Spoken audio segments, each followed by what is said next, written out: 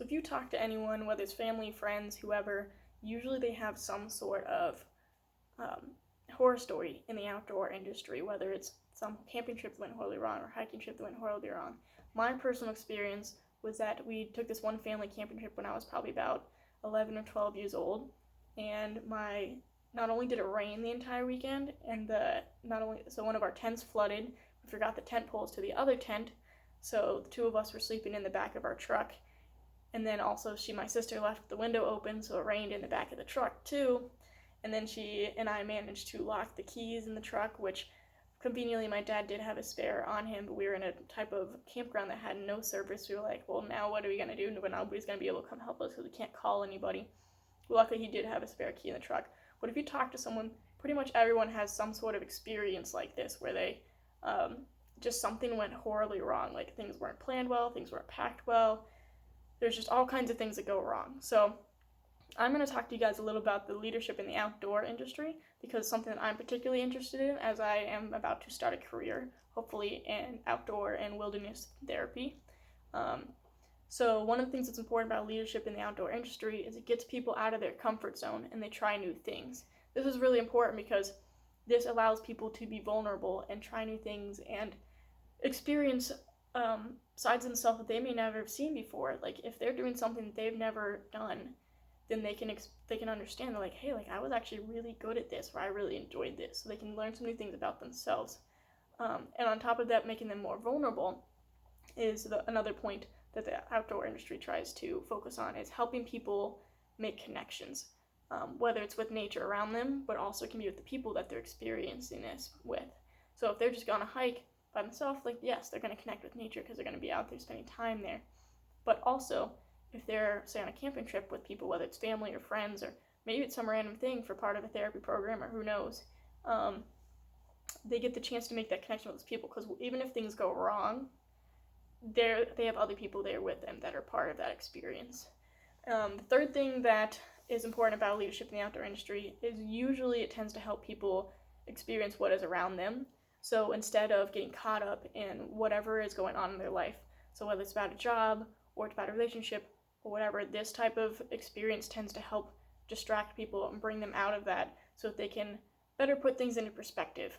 And this could also be the virtual world. Like some people get very caught up in being connected to their phone all the time, or the computers, or what have you. And this is a great way to kind of take a step back from that and just really connect with things that are around you in that moment, rather than focusing on what this person is doing or like what's happening at your job. So some uses for leadership in the outdoor industry is they can be used for team building. So like for example, JMU has a ropes course that we have programs that people are out there for roughly 4 to 6 hours usually, and you just do all kinds of activities, which is meant to help make like different organizations at JMU get to know one another better, so that way they can properly understand each other and they can better work together as a team. So they understand this thing that this person is doing might be a little bit irritating to this person, but they don't mean bad by it. This is how they have understood to communicate what it is that they're trying to do. But then people can talk those differences out and work together and understand each other and how they work in a team. Another thing with this is not only are you helping the team build like themselves together, people tend to also individually grow and develop as well. And this can be in the same program. It doesn't have to be like you make a separate program for an individual. This is just while the team is learning about each other, people are also tending to learn about themselves. So that can always be very helpful for that. The another thing is, like I mentioned earlier, I'm looking to go into wilderness therapy, which is also part of the outdoor industry. And it's a whole nother side of this, because there are programs that are set up for people to go out and disconnect from whatever's happening in their life and causing some form of mental illnesses, that this can help be a way for them to really take a step back and get themselves straight before they go back into their normal day life that is causing them so many problems. And the fourth thing that you can use the outdoor industry for is engaging with your community. So outdoor industry doesn't have to be like going on a hike or going camping. It can also be just participating in like recreational sports, for example, like joining a little league, or maybe if you're not obviously participating anymore, you could also be coaching in a little league. So just in general, the outdoor industry is really focused on trying to get people to connect with other people. So if it can get you involved in something like baseball or football, or there's all kinds of things like cheerleading. Like that's what its focus is on. There are some risks to the outdoor industry though, and that includes like just a higher risk of injury overall. There are a lot more uncontrollable factors. For example, like if you're off in the woods, you can't control that a tree might fall down, or you can't control the weather. Like if it's raining and there's thunder and lightning, things like that, that's not something you can control. So there are higher risks of being in the outdoor industry, but if they're managed right, it's a great learning opportunity for those people in the field. So as a leader out in the outdoor industry, you are primarily, your main responsibility first is maintaining the safety of any participants that you're out there with. You don't want them out there getting hurt and having a miserable time. And sometimes there are going to be moments that people aren't going to be happy, but the important thing is making sure that they're safe first.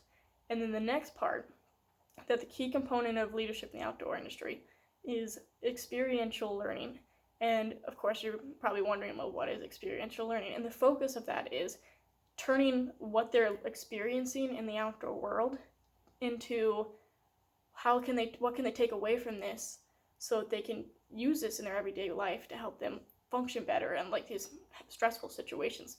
So the main parts of this process is, well, what happened? So like really breaking down what happened during this activity, if it's team building, or if you're out camping, well, what happened when something went wrong on this hike? And then it's actually taking that next step of not just being like, oh, this sucked, it happened. It's taking that step of, why is this important? Like, what can I learn from this? So that way you get that evaluation and you think about it. And if you really like spend time evaluating it, it can also be a better way to help make sure that you prevent these things from happening in the future. And then the third step to that is taking what you've learned and seeing how you can apply it to whatever they're a part of. So if it's like a ropes course type of situation, like how can they apply it to the organization they're out there with? Or if it's for camping, like, all right, so the tent's flooded, what can we do in the future to try to make sure that doesn't happen? Or if you forgot the tent poles, like if you somehow forgot something that was really important, like the tent poles in my story, you will hopefully learn to make sure that you're properly prepared for the next time. So there's pretty much always a lesson that you can learn out of basically any situation. You just need to make sure that you take the time to sit back and really discuss it with each other to figure out what it is that you can learn from this and how you can help prevent this from happening in the future, or how you can apply it to other situations.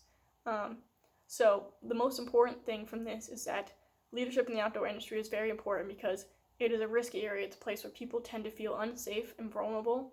But if done right, leaders in that industry can really help people learn more about themselves, more about each other, and also some problem-solving skills and just evaluating what it is that's happened and how they can use that. So leadership in the outdoor industry is super important because it's a great way. It's one of the best ways that I know that people tend to connect with each other, because they finally stop paying attention to everything else that's going on around them, and they finally like take the time to look at the people around them and like get to know them.